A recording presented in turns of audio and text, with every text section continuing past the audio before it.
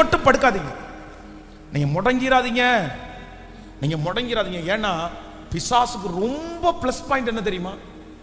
பிசாசுனுடைய ரொம்ப plus point உங்களை முடங்கி படுக்க வச்சுட்டான்னு வச்சுங்களேன், அதுக்கப்புறம் உங்களுடைய விசுவாசத்திற்கே கேள்விக்குறியா மாறிடும்.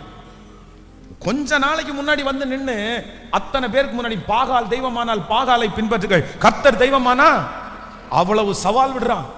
ஆனா ஒரு சோர்வுன்ற ஒண்ணு வந்துச்சு பாருங்க, முடங்கி போய் படுத்து கிடக்குறான் பாருங்க, ஆண்டவரையே அவனால நம்ப முடியல, விசுவாசிக்க முடியல. என்ன சொல்றான் தெரியுமா?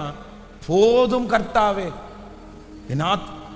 உன்னை நான் எவ்வளவு பெரிய விஷயத்துக்கு நம்புறேன் தெரியுமா, நீ எவ்வளவு பெரிய ஊழியத்தை, எனக்கு ஒண்ணுமே வேண்டாயா, என்ன சும்மா என்னை விட்டுருங்க, என்னை விட்டுருங்க, எனக்கு இதெல்லாம் எதுவுமே வேண்டாம், போதும் போதும். இந்த நிலைமைக்கு தள்ளப்பட்டிருக்கிறான் தீர்க்கதரிசி. இவருக்கு இல்லாத அற்புதமா, இவர் செய்ய முடியாத அற்புதமா?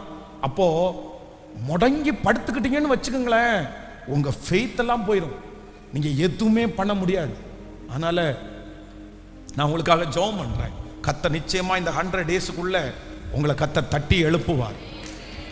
திரும்ப திரும்ப வந்துட்டு தான் இருக்கும். இது ஒரே நாள்ல நான் இன்னைக்கு பிரசங்கம் பண்ணி முடிஞ்சு நீங்க ஒப்பு கொடுத்து ஜெபம் பண்ண உடனே அவ்வளவுதான், நான் எந்திரிச்சிட்டேன், இனி நான் படுக்க மாட்டேன், அவ்வளவுதான். நிமிஷம் நிமிஷம் உங்களை முடங்க பண்றதுக்கு பிசாசு முயற்சி எடுப்பான். ஆனா நீங்க என்ன பண்ணணும் அப்படின்னு சொன்னா, நிமிஷம் நிமிஷம் ஜெயம் எடுக்கக்கூடிய கிருபையை கர்த்தர் தருவார். கைகளை உயர்த்துங்கள், உங்களுக்காக ஜெபிக்கிறேன். உடைய ஊழியக்காரனாகிய நான் திறப்புல நிக்கிறேன். இதோ இந்த கைகளை உயர்த்தி இருக்கிற பிள்ளைகளுக்காய் திறப்புல நிக்கிறேன். ஆன்லைன் மூலமா இந்த சத்தத்தை கேட்கிற பிள்ளைகளுக்கு திறப்புல நிக்கிறேன். ஐயா, இந்த ஜெபம் ஆரம்பிச்ச நாள் முதற்கொண்டு இந்த நாள் வரைக்கும் உங்க வார்த்தைக்கு குறைவே இல்லை, உங்க உந்துதலுக்கு குறைவே இல்லை. நீர் எங்களை பார்த்து இவ்வளவு ஃபெய்த்தான வார்த்தைகளை நீங்க சொல்லிட்டே இருக்கிறீங்கப்பா. இப்பொழுது உங்க பிள்ளைங்க மேல ஒரு விசேஷித்த அபிஷேகம் வைக்கப்படுவதாக, ஒரு விசேஷித்த கிருபை வைக்கப்படுவதாக. ஒரு இரக்கம் செய்யுங்க ஆண்டவரே.